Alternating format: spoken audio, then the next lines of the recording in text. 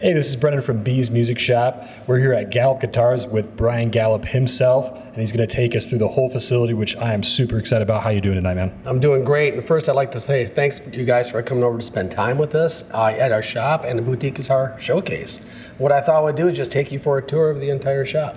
That's what we're here to do. Let's do it. I'm excited. Right, sure. Well, the front of the shop, this is where the original school was. And when it started years ago, actually it started in a building just down the street. And when we moved up to 8 students, we moved into this facility and I was in back. Then by pre-COVID, we were up to 27 students at a time. But when COVID hit, that was a great chance for me to get it back down to 20, which is really where I want it to be. But when you look, if you pan the shop, what you'll see is the different benches, and the benches are these sizes because it's a great size for a student to work on, to teach them to do a project or to do whatever. There could be fretting, it could be making a nut or a saddle or a bridge, and stop and clean. So they learn ethics of guitar building, and that when they go out to the manufacturers, that's something that they like of our graduates, is we teach them ethics of guitar building and also what it takes to run a shop, how to deal with customers, how to deal with manufacturers. Don't walk in and tell them everything learn to be quiet, learn to learn, their procedures.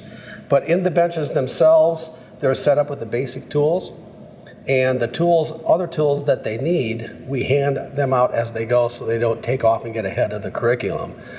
We are a trade school, safety is number one. And that's right up there. But then, of course, there are customers, and we deliver the overall curriculum to make sure that they learn how to make the neck, how to make the fretboard. This is a ground-up build. There's no parts that are This is not a kit guitar like a model airplane. So they're really learning how to build acoustic and electric guitars. Yeah, from scratch. From scratch, which is the most important thing. We did start using fretboards that are cut off of the CNC for timing, but once they get that certain procedure done, we go back and show them how to make those fretboards. We just had to do that in the first class. That way, we could spend more time on, how do I put it? Less guitar making and more musical instrument making. There's a big difference between making guitars and making musical instruments. A lot of people can make guitars, which really, by and large, isn't that hard. You can get that figured out pretty good, but they just aren't musical. They can be doggy. There's a lot of things that can be wrong with them. And we focus on voicing of acoustic guitars, and we all know that electric guitars, you can tell when it's a dog when you pick it up, and you can tell acoustically which ones are going to be musical when you pick them up. It's like, oh, this is going to sound great through a tube amp. And that's what we teach, and we had to correct some timing issues there. Yeah. So you can see we just have basic stuff up here. If you notice, there's not much for machinery. Those two in front are courtesy machinery for the instructors. We like the classrooms to be not noisy, music playing. There's no loud stuff. All sanding is done in the back room so they can concentrate on enjoying the career that they're about to get into. I can't help but notice the notice on all of the benches here. Mm-hmm. It looks like that is pretty strict on no cell phones and keeping your stuff clean and no outside stuff with no outside class projects and stuff. I'm sure that has kind of developed over time, and that's probably what you're sticking by. Well, that's the ethics of guitar building, and cell phones, they rob you of your time and they rob you of your attention. And it takes a little while to break them of that habit of the need to be on social media or to be texting somebody, but they're here for a purpose, and they've spent money, or somebody spent money. And we have to break the habit of the cell phone and try to get them to focus on what's at hand. And if you get one person this rogue with that, it disturbs the entire class. And you have two instructors in this classroom, and they're trying to, in this case here, I think there's 9 benches. You get one person on a cell phone disrupting that, just unacceptable. Yeah, if you look at it, it says in other words, no changes to the course outline. No, we have guitars that we're making here. We don't care if you want to inlay your name or not. No outside class projects. The biggest thing on that, like if someone were to bring an Ovation in my shop, we're not set up to work on Ovations. I mean, there's a whole different set of jigs for those round backs. That's just not something that we want to be doing. Mm-hmm. Well, I can kind of walk you through the back. You can see that we have cases in the back. These are for teaching, because we're the only place in the world right now where you can go to learn to be Taylor certified for warranty. Taylor doesn't even do that any longer. They just send them to us. That's what where the Taylor's guitars are. At least that's what they tell me, but I'm pretty sure that's true. The neck jigs, I know over in your shop, you have one of the old original neck do? jigs. Yeah, I've been trying to get you guys off of that forever. But no, that's my version of it. Actually, the tilting portion of that was something that I invented back in 1982. And then Stu Mack made their version of it. But that's our neck jigs. That's awesome. So we're going to go down through. Now, you've already been to the Boutique Guitar Showcase, so we'll just kind of skim down through that. I'd like to take you to the back of the shop. I think you'll find that really interesting. We're going to throw some elbows and work our way through it. Yeah, oh, whatever it takes.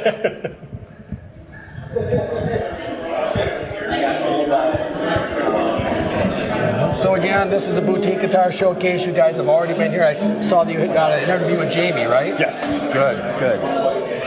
He is the guy.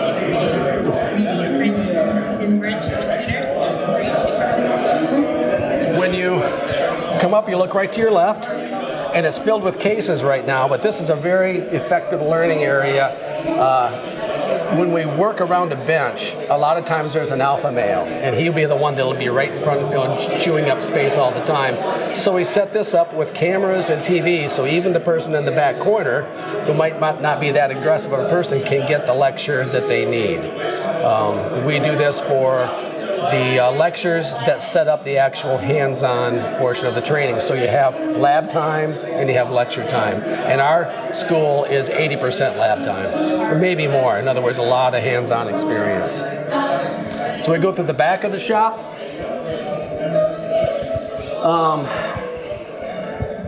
This is where we keep. Right now it's a little beat up because the Boutique Guitar Showcase is here. A lot of guitars coming and going. But the wood you see on the shelves is the wood that we're currently using. There's a lot of wooden storage that we put in storage and bang it up for about 3 to 5 years. Cold dry storage expands and contracts the wood, ages it. We bring it into the back of the shop where we have the resaw. I'll show that to you in a minute. From there, when it's resawed, then the pieces go onto this shelves right here, and they hang around for about 6 months, and we find out what we lose, because if it wants to warp and twist, it's definitely not musical grade wood, and then it makes it into either. This is primarily the school stock. Mine's upstairs. I'll show that to you. So where does the wood that kind of doesn't make the cut go? I mean, just use garbage? Yeah, it's great kindling for the fireplace. Sounds perfect. Yeah, in the school, especially for the first terms, I like on the acoustic guitars, I love to use Michigan maple. Because we have some of the best sounding maple here. That's why Gibson ended up in Kalamazoo. But this wood from this region is shipped all over the country. And let's face it grows on trees here. I can get it for $4 a board foot. But I like to show students that they can actually think about their builds from the ground up, from the woods up. Mm-hmm. You don't have to buy it from somewhere else. Yeah. You should be resourcing that yourself. The other thing about that is the people that work at that level get the best wood.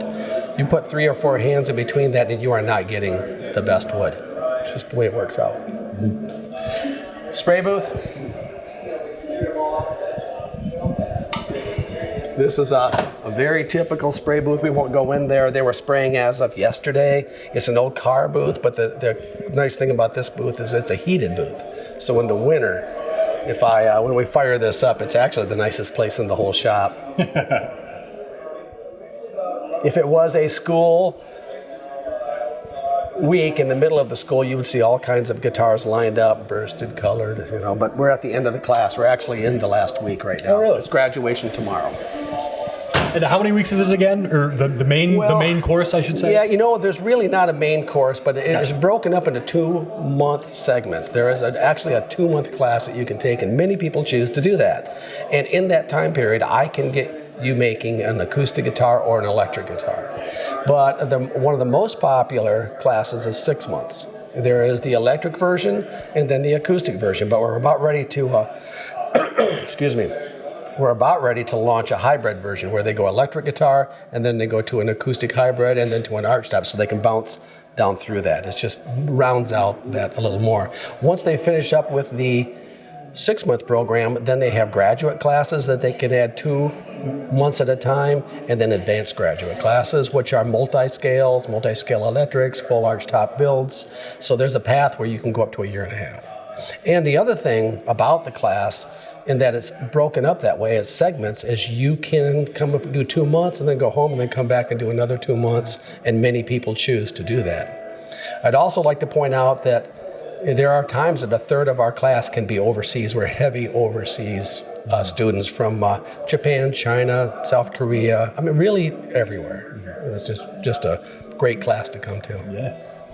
As we move down, this is the machinery room. The first machinery room is where the students can go and work without an instructor or a teacher's aide. There's not a lot that can happen in here. There's sanders, catch their fingers a little bit. So this is an area. Safety first. It's a trade school, safety first. We've never had an accident. Never. I want to point that out. So you don't have one of those counters sitting somewhere that says, this many days without an accident? We do not. But if we did, it could be all of them. I mean, X-Acto knife cuts. That's about it. Or sander burns. That's awesome. That's really cool. Oh, no, we don't. There's no way someone can walk up to a bandsaw and turn it on without someone there guiding them all the way. If only you could be like that in every trade school. Yeah, well, I just couldn't imagine. I mean, we're guitar players. Could you imagine losing a finger? Exactly. It would be horrifying. Exactly. It'd change your whole life. So we have a duplicarver back there. That's about ready to go away. That's an obsolete machine. We're moving heavy into CNC because young people today are just computer ready, and the software is so user-friendly today. Everybody knows the commands. We can have them drawing in CAD in about a month. So that's where everything's going. So that's an obsolete thing. This is how we bend sides. You take the maple sides, let's say. We talked about maple. And you take it down to its thickness and you cut it out. The thickness is about 90 thou. And you spritz it with water, wrap it in tin foil, and you put it between these plates right here. In other words, this would be up and the sides would be going down. You turn it on and it comes up to 300 degrees. This light goes off, which means it's ready to bend. And then you immediately come down. You press it in, and then these little buggers right here would be up and the side would be hanging out. Here's the heater, and you just go like that and bend it. What's happening is there's water in the wood, and then when it gets to 300 degrees, that turns into steam and it explodes, and that separates the fibers, so now it can bend, and when it cooks out, it takes its shape. And this whole process takes about a half hour. Excuse me. Fall allergies. I hear you there, man. So that's this room. We can see we have little routers for doing binding. We show how to do duplicarver arms. These are actually duplicarver arms. We show linear bearings and hand bearings. We try to just mix it up so they can go back home and do whatever they want. If they're going to industry, they'll be using these. Hand routers are for a personal shop. And then there's the back machinery room. This is kind of a fun room. It has downdraft sanding benches, has two styles. One is an updraft. In other words, the air goes up and through here if you open up the blast gates. And the other one goes across. This is where we do a lot of carving on arch top tops. And we like to keep the dust down, and not everybody has to wear a mask all the time. So we just evacuate this out. And if we were to cut arch top tops and stuff and chips here, it would go into those vents and clog them up. So this is updrafts for carving, and that's a lot for sanding over there, which works great for sanding lacquer. When you're dealing with chemicals and exotic woods, you can do this your entire life if you follow the rules. You don't follow the rules, you're going to have problems. Allergies are maybe worse, but I don't like to think about that. So these are downdraft and crossdraft. These are wide belt sanders. Even though these are pretty industrial, and we have to have this in the trade school or we would kill these things. But we always tell the students, this is the one that you can buy for $1,500. That'll work for you all day long. Wide. So in other words, what these are is a big 36-inch wide belt sander.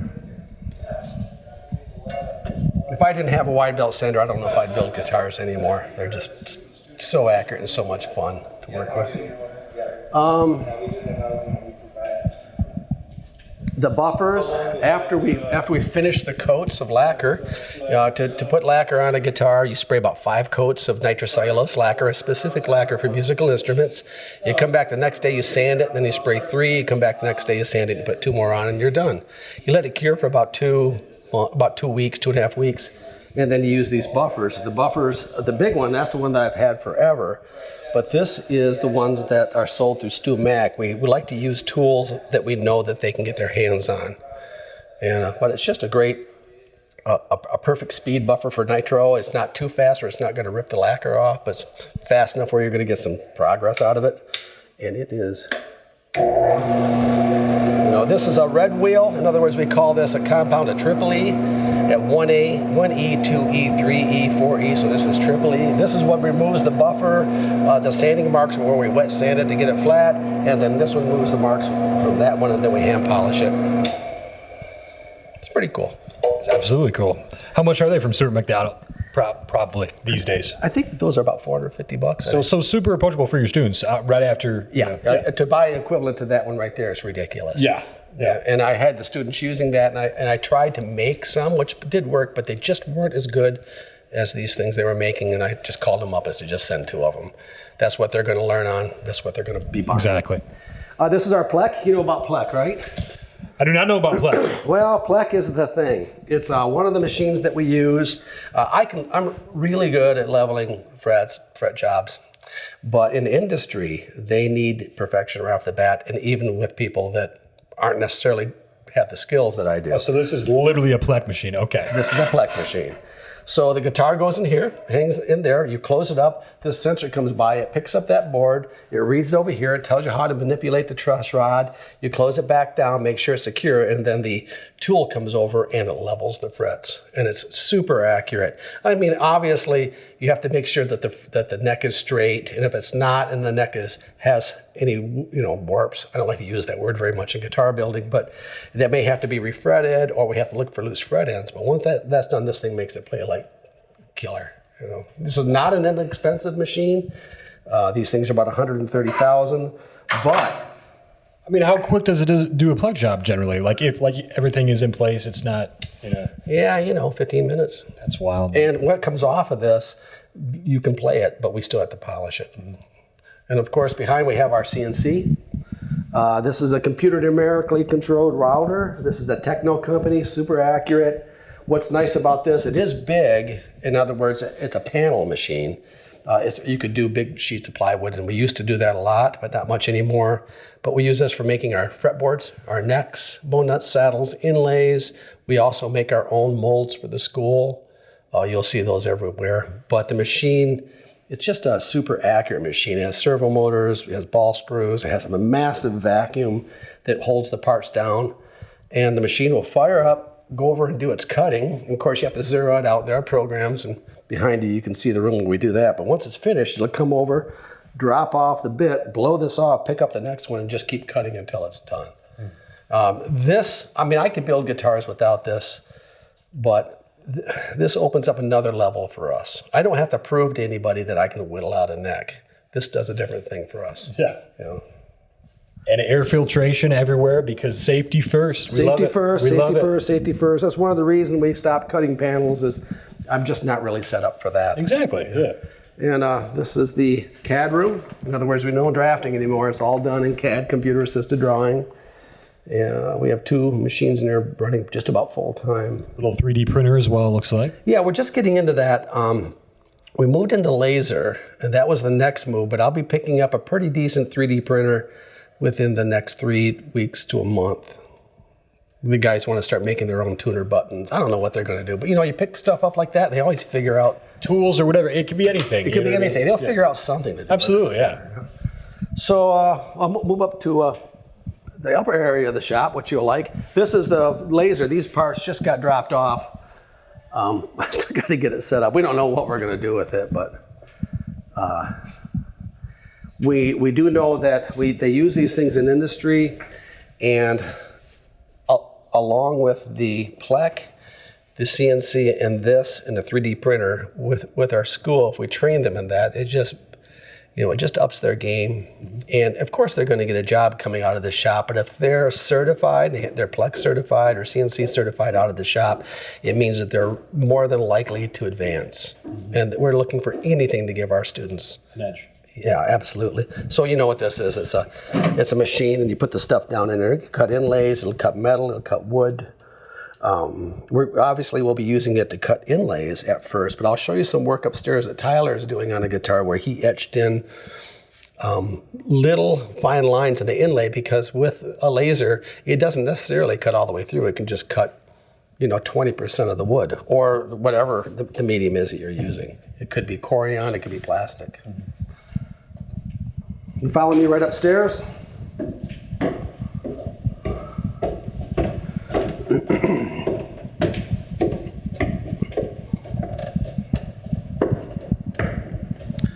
This is my area and also what's known as Luthier Studios. It used to be Galloup Studios, but we changed the name because the Luthiers need a little more identity of their own. We've had many people work at these benches, but they work here for a while and then they move on. It's kind of like the gig when you're running a school or if you're teaching somebody, they outgrow you, you hope. But like with Tyler and I, we've found a way to continue to collaborate for years. Tyler's an amazing builder. I don't know where he is. I think he ran away. Or maybe he's laying down here. Nope, I don't know where he went. This is a custom build that he's doing for a customer who's an artist. And I can touch it a little bit. You can stay right there. I'll come around and show it to you. Be very careful. I try to tread lightly on other people's work. But you can see the back. It has the inlay. He did all of that on the CNC and the laser. Another thing that we're, like I said, we're proud of, everything is done in-house. And many of these techniques that you see like this have been developed right here in this shop. You know, we'll think about an inlay or something we want to do. We may have to stop and actually think that up on the spot. There are other guys that are doing it right now, but a couple of them came from this shop. The builds, you can see they're in bags over there. The upstairs is kept at 70%, it's kept at 45% humidity, 70 degrees. And we bag them if we have any time period in case the humidity system goes down. Yeah, it was 70%. I was like, whoa, that's... No, 45% humidity, 70 degrees is the ideal thing. I was like, that's the secret. We're doing it all wrong. Yeah, man, that's what it is. This is more Tyler's builds. There's an armrest that's going to go with that. He's becoming just an amazing builder. A nice guy, too. And that's the neck for that guitar, obviously. Yeah. These are some builds that I'm working on with him that are bagged right now. That's the next bunch. We work in cycles. He builds more than me. I think he's going to do 9 this year, and I'll do, of mine, we'll do about 7. But the base price right now is $25,000, so it works out. Tyler's, that guitar right there is 20 grand. And that is being built for an apprentice of Salvador Dali. No way. Yep, that's being built. That kind of artist, okay, a visual artist. Yeah, an artist, yeah. Obviously, guitars that we're working on, we still do vintage stuff. This is my domain. It's we teach, right now it's a little tore up because the Boutique Guitar Showcase is here, but we give lessons up here and voicing, and I hang out and plan, you know, that I'm going to overtake the guitar world, I guess. That world domination, absolutely. That type of thing. But this is an area where I still do my vintage repairs. I got a couple of cool ones that just came in. Here's an old 1950s Gibson J45 I'm just finishing up that was in rough shape. Had to do a neck set, fret job, bone nut and saddle, take a bunch of wood out of the inside that was glued in there that was unnecessary. But I still love working on these.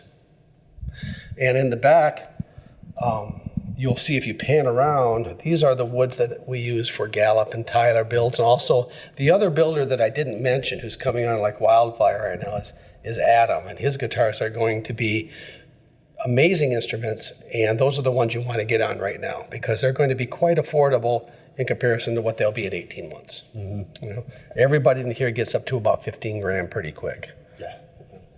This is spruce.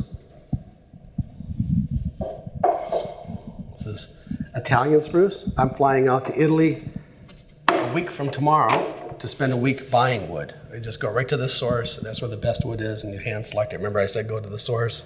And this is just amazing wood. It's incredibly stiff in all directions, and its density or its weight is ideal for the customers, for my customers. And I don't make a high impact instrument or a bluegrass instrument. It's more of a fingerstyle instrument. It's got a very rifling fast feel to it, and even many people who are electric guitar builders like my guitars because they like that quick response. Yeah. And not everybody's a bluegrass player. Right. In other words, it takes a heavy right hand to do that. The darker wood that you see is Western red cedar. I've just got some great pieces of that. I thought I would try it. It's kind of in the range. Again, it's a density issue. You know, You have to kind of look out for it. Top that's being voiced is a classical top. This is for the school, a prototype that we're doing. What's coming up is I'm teaching somebody how to voice, and there's just not a bunch of braces in here randomly. We select the top wood, we know what thickness it's going to, we know the density, then we put the braces on, that's all tested, and then I'm going to go through and tap on each one of these braces, listening to the next one, and carving the braces until they're uniform. In order to make a musical note, and you have musical notes that match, that means its weight to strength ratio of the wood and the top wood glued together, which is a coupled system, is matched. There's no other way it can be that note. And when I'm finished, these will be much smaller, and this top, in other words, it will be voiced. The voicing is the quality of the sound that it makes. And then the tuning of it is the pitch that is tuned at, like, you know. And both of those are very important, and there's no one set way to do it. The voice and the tuning of the instrument is as unique as the individual building it, and that's why there's so many people that like different builders. Yeah. So theoretically, like if you had a singer-songwriter that wanted a custom build, you would probably be able to tune that almost to their voice. I mean, it's not exactly. You're very close, but what I would be thinking is, first off, I like to watch them, and I would like to watch them play. But when I hear what style of music they're talking about, there's already a realm I'm thinking about. But the first thing to know is I have 3 models of guitar: a larger body, a medium body, and a smaller body. And in those, one's not louder than the other. They're all loud, especially in the high end and the medium range. But as you get into the lower range, there's a little more cushion on the bigger guitars. And not everybody wants a big guitar. Not everybody's trying to be in an ensemble and have other instruments. They're singing songwriting. That's why my G6 is so popular. And it's the voicing of it. That's the thing that you really have to pay attention to complement their singing style. And the target's not this big. The target's really small, but it does move around. And I have about 3 that people seem to want to zone in on. That is why they buy my guitars, and they eventually get used to it. But it's the rifling fast response that they're looking for. Yeah. That's where they spend the money. Yeah. That's the last 20%. That's where all the money's spent. Because it changes your playing, because you're responding to that. You know what I mean? And not changing in a bad way, but like it helps. I don't know. The sign of a quality instrument, in any instrument, it makes the musician do things they wouldn't normally do. Yes. And so that's acoustic guitar or electric guitar. And that's where all the money is spent. Yes. And it's amazing. And there are other brands can do it, but they do it randomly. In other words, their voicing of their guitar is a consequence of their build. The way that we do it, we control everything, and we nail it every time. And that's how it feels in your fingers and all that stuff. Everything. Of course. It's awesome. Yep, Brazilian rosewood. This is the king of the crop for making acoustic guitars. It's a lot of money in wood right here. Yeah. For the last guitar that I built that went out the door, it was $37,000, and they spent $13,000 on the wood alone, on the back and sides. And so, not even on the top wood. That was literally just the back. I threw the top in. I threw the tuners in once they bought the wood. I laugh at that, but the reason why this wood is so expensive is because it's really worth it. It's Brazilian rosewood, and it's just not the name and a rarity, which it does have that because it's an endangered species. You aren't allowed to cut it down anymore.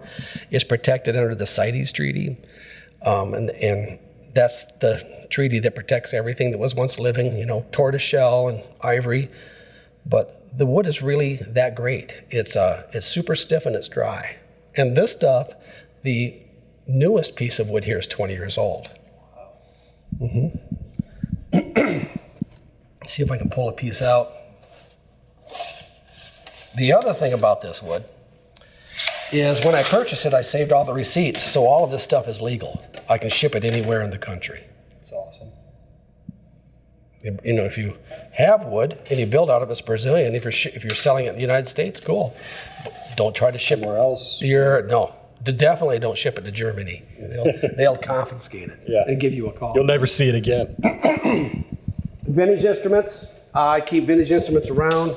Here's a Galloup guitar that I keep for customers to play. This is a G6 model. Brazilian rosewood back and sides. This is a great medium Rode guitar. A lot of fingerstyle people like that. Of course, I keep vintage instruments just to test. You an electric guitar guy? Here's my old Strat I played for years.